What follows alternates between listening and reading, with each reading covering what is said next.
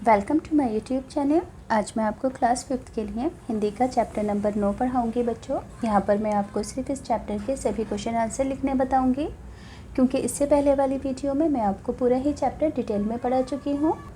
तो बच्चों, इस चैप्टर के क्वेश्चन आंसर पेज नंबर 110 से स्टार्ट है। पहला क्वेश्चन है कि जब शाम होती है तो आपको प्रकृति में क्या क्या परिवर्तन दिखाई देते हैं। तो बच्चों, फर्स्ट का आंसर आप लिख देना कि शाम के समय सभी पशु पक्षी अपने अपने घोंसलों में वापस लौटने लगते हैं। गाय के बछड़े रंभा रंभा कर आवाज़ें निकालते हैं, मानो वे समझ गए माँ आ रही है। वातावरण शांत और सुहावना हो जाता है, हल्की हल्की हवाएं चलने लगती हैं। सूर्य के डूबने से चारों ओर आकाश में लालिमा फैलने लगती है। अगला क्वेश्चन है कि क्या आपने कभी किसी पशु पक्षी को बचाया है, उनसे जुड़ा कोई अनुभव साझा कीजिए। तो सेकंड आंसर आप लिखोगे कि 15 अगस्त में जब लोग पतंगबाजी करते हैं तब बहुत से पक्षी मांझे में उलझकर जख्मी हो जाते हैं। 15 अगस्त के समय मेरी छत पर मांझे में फंसी हुई मुझे एक चिड़िया मिली। उसे मैंने मांझे से निकालकर उसकी मरहम पट्टी की तथा 2 दिन तक उसका ख्याल रखा, फिर उसे बाग में जाकर मैंने छोड़ दिया। अब देखो, तीसरा क्वेश्चन है कि यदि आप मंत्री के स्थान पर होते तो न्याय कैसे करते। आंसर होगा, यदि मैं मंत्री के स्थान पर होती तो हंस सिद्धार्थ को देती और कहती कि मारने वाले से बचाने वाला बड़ा होता है, इसलिए हंस सिद्धार्थ का होगा। अगला क्वेश्चन है बच्चों, इस नाटक में सभी पात्र पुरुष हैं।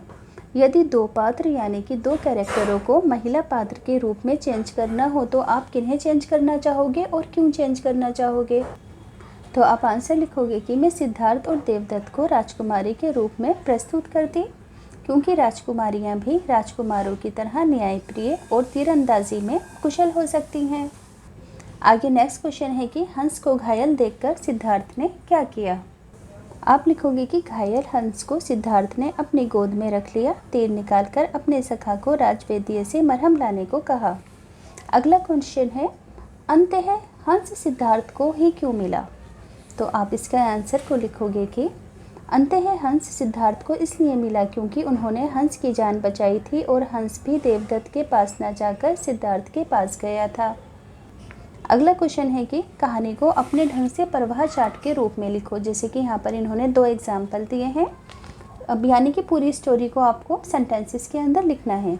जैसे कि सिद्धार्थ व उसके सखा का प्रकृति को निहारना, तीर लगे पक्षी का घायल होकर गिरना, सिद्धार्थ का घायल हंस को उठाकर मरहम पट्टी करना, देवदत्त का हंस को खोजते हुए आना, सिद्धार्थ का हंस को देवदत्त को देने से इनकार, दोनों का न्याय के लिए महाराज के पास जाना, महाराज का फैसला करना कठिन होना, मंत्री के द्वारा न्याय होना और हंस का सिद्धार्थ को मिलना।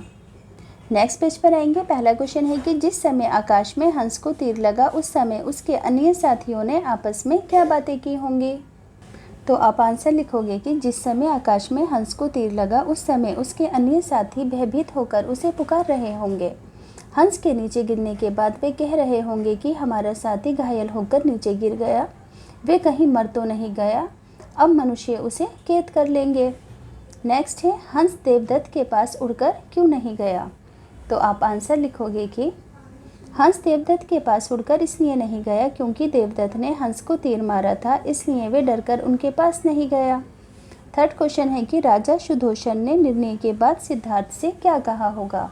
तो आप लिखोगे कि राजा सुधोषण ने निर्णय के बाद सिद्धार्थ से कहा होगा कि तुमने जख्मी हंस की जान बचाकर बहुत अच्छा काम किया।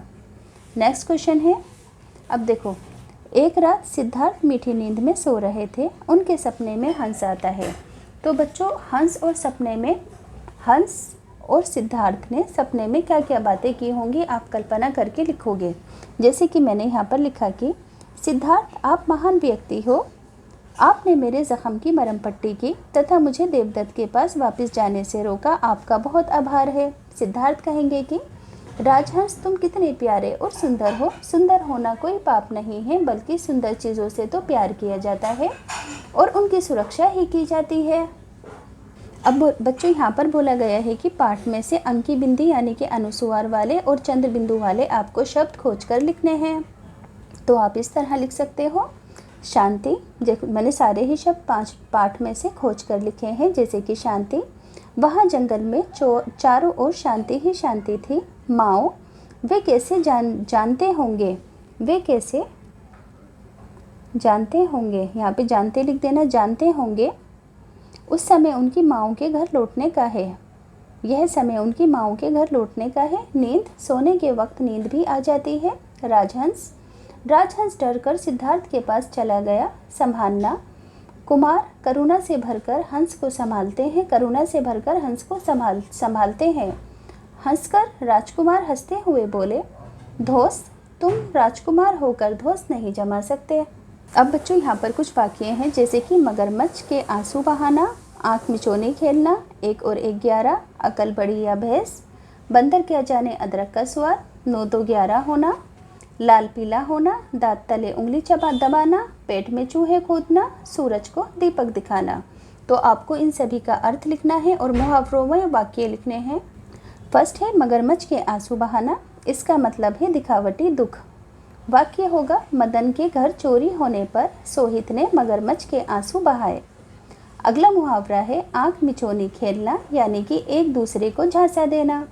वाक्य होगा कि पुलिस से आँख मिचोनी खेलता हुआ चोर भाग गया। नेक्स्ट है 1 और 1 11, यानी कि एकता में शक्ति। वाक्य होगा कि एकता में शक्ति होती है, 1 और 1 11 होते हैं। आगे है अकल बड़ी या भैंस, तो इसका मतलब है बुद्धि या चालाकी शारीरिक शक्ति से अधिक उपयोगी है।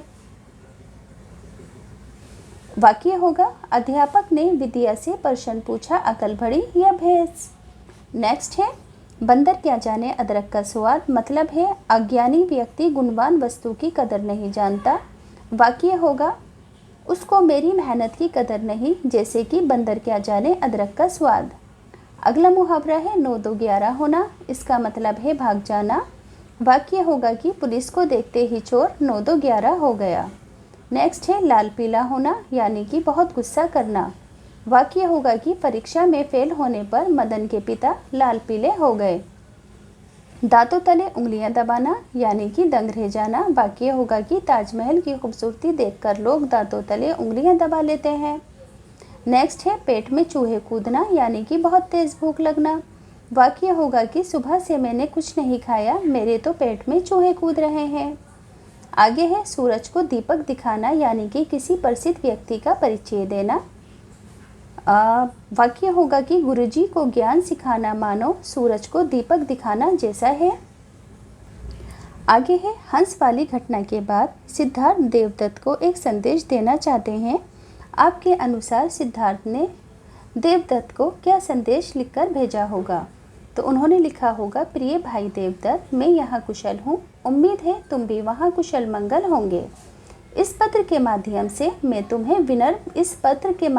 मैं तुमसे विनम्र अनुरोध करना चाहता हूँ कि पक्षी भगवान के बनाए हुए बहुत प्यारे और सुंदर जीव हैं। हमें प्यारी और सुंदर चीज़ों की कदर करनी चाहिए, क्योंकि सुंदर होना पाप नहीं होता। सखा, संसार में हर जीव के प्राण हमारे प्राणों की तरह महत्वपूर्ण होते हैं। उन्हें भी जीने का उतना ही अधिकार है जितना हमें। लास्ट में लिखेंगे आपका भाई सिद्धार्थ। अब देखो, बगीचे में कुछ सुंदर गुलाब के फूल हैं। आप अगर इन गुलाबों से संबंधित कुछ बातें कहना चाहेंगे कि आपको ये क्यों पसंद है, तो आप इसे कैसे लिखोगे? तो आप लिखोगे कि मेरे बगीचे में एक गुलाब का पौधा है, मुझे गुलाब की महक बहुत पसंद है और मैं इसे नियमित रूप से खाद तथा पानी देती हूँ। अब देखो बच्चों, नेक्स्ट पेज पर ना पक्षियों के विलुप्त होने के कुछ कारण हैं, जैसे कि मांझा, वनों की कटाई, प्रदूषण और ये टावर है ना। तो आप इसके लिए क्या सुझाव देना चाहेंगे? तो आप इसे कैसे लिखोगे, इसके सुझाव कैसे लिखोगे? पक्षियों के विलुप्त होने के निम्न कारण तथा उपाय इस प्रकार हैं। बढ़ता हुआ प्रदूषण तथा बढ़ता हुआ कचरा पक्षियों के विलुप्त होने का मुख्य कारण है, इसलिए हमें प्रदूषण पर आवश्यक नियंत्रण करना होगा। पतंगबाजी से भी पक्षी जख्मी हो जाते हैं तथा कभी कभी घायल होकर मर जाते हैं। हमें चीनी मांझों का प्रयोग नहीं करना चाहिए। अत्यधिक वनों की कटाई से भी पक्षियों की बहुत सी प्रजातियां विलुप्त होती जा रही हैं। वनों की कटाई पर भी रोक लगाई जानी चाहिए। मोबाइल टावरों की बढ़ती संख्या से भी पक्षी विलुप्त होने का कारण है। इससे निकलने वाली तरंगें पक्षियों को नुकसान देती है। इन पर भी नियंत्रण किया जाना चाहिए, ये जंगलों से दूर हो। नेक्स्ट है बच्चों, आपके घर तथा आसपास ऐसे कौन से व्यक्ति हैं जिनके पास लोग अपनी समस्याओं को सुलझाने के लिए जाते हैं? तो आप लिखोगे कि मेरे मोहल्ले में एक दादा साहब जी हैं। यदि हमें तथा हमारे पड़ोसियों को कोई बड़ी समस्या होती है तो हम अपनी समस्या के समाधान के लिए उनसे परामर्श करने जाते हैं। वे जो भी फैसला करते हैं न्यायपूर्ण तथा तर्कसंगत करते हैं। मोहल्ले के सभी लोग उनके फैसलों का सम्मान भी करते हैं। अब बच्चों नीचे कुछ चित्र दिए गए हैं, जैसे कि चिड़ियाओं के लिए पानी रखना, बुज़ुर्गों को रास्ते को पार कराना, पेयजल के नल को बंद करना, देखरेख करना, उसकी गायों को भैंसों को चारा खिलाना। तो इन चारों तस्वीरों में से किसी एक के ऊपर आपको कुछ जैसे कि पॉइंट्स लिखकर बताने हैं जो कि करुणा से और हमदर्दी से संबंधित हो। तो यहाँ पर मैंने चिड़ियाओं का चुना है, तो मैं लिखूँगी कि हमें अत्यधिक गर्मियों में पक्षियों के लिए दाना तथा पानी छत पर रखना चाहिए, क्योंकि अत्यधिक गर्मी में तालाब तथा नदियों का पानी सूख जाता है। ये नन्हे पक्षी धूप में पानी की तलाश में इधर उधर भटकते रहते हैं। हमें अपने अपने घरों के बाहर इन्हें आश्रय देने के लिए छोटे छोटे घर भी टांगने चाहिए, ताकि इन पक्षियों को आश्रय प्राप्त हो सके और भीषण गर्मी से इन्हें राहत प्राप्त हो सके। लास्ट है बच्चों, नाटक के प्रथम दृश्य में सिद्धार्थ और उनका सखा राज उद्यान के सौंदर्य का देखकर और सुनकर आनंद ले रहे हैं। यदि उनका कोई सखा देखने और सुनने के काबिल ना होता तो वो अपने इस सखे को राज उद्यान के बारे में कैसे आनंद करवाते? तो कैसे करवाते बच्चों? जब वो देख और सुन नहीं सकता तो उसे वो स्पर्श करवा के आनंद करवाते। जैसे कि मैंने यहाँ पर लिखा है कि यदि सिद्धार्थ का कोई सखा देखने सुनने में असमर्थ होता तो वे अपने मित्र को उद्यान की सुंदरता का अनुभव स्पर्श से करवाते कि किस तरह ये उद्यान अनेक पेड़ पौधों तथा सुंदर फूलों तथा फलों से भरा पड़ा है।